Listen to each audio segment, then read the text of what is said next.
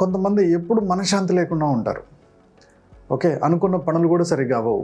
ఎంత కష్టపడుతున్నా పేరు రాదు. అసలు ఎందుకు ఇలా జరుగుతుంది? ఒకవేళ మనలో ఏమన్నా లోపం ఉందా?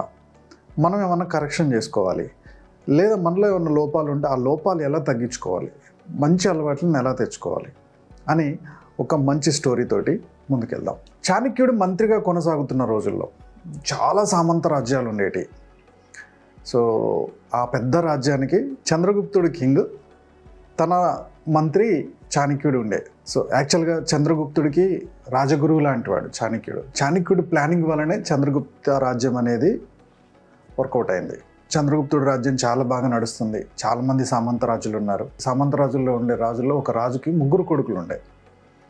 ముగ్గురు కొడుకుల్లో పెద్ద కొడుకు అన్ని స్కిల్స్లో, కత్తి యుద్ధం కావచ్చు, నాలెడ్జ్ కావచ్చు, లేకపోతే శాస్త్రాలు కావచ్చు, అన్నిట్లో కూడా కొంచెం ఆ రెండో తమ్ముడు కన్నా కూడా వెనకబడి ఉండేవాడు.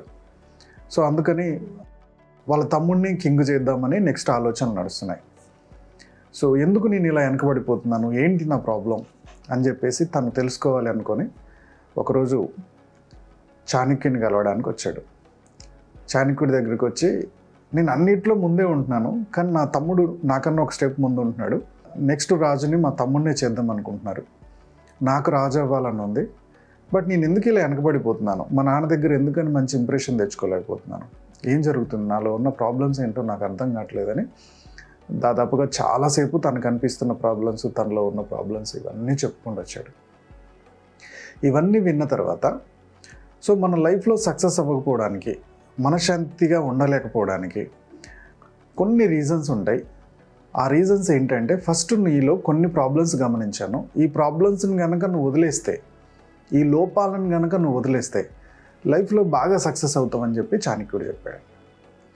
సో ఏంటి ఆ లోపం అని చెప్పి ఒక్కొక్కటి చెప్పడం స్టార్ట్ చేశాడు. మొత్తం 6 లోపాలు చెప్పాడు. ఇవి కనుక వదిలేస్తే ఈ రోజుల్లో, ఈ కాలంలో కూడా సరే మనం ఖచ్చితంగా మన లైఫ్లో సక్సెస్ అవుతాం, చాలా సాటిస్ఫైడ్గా ఉంటాం.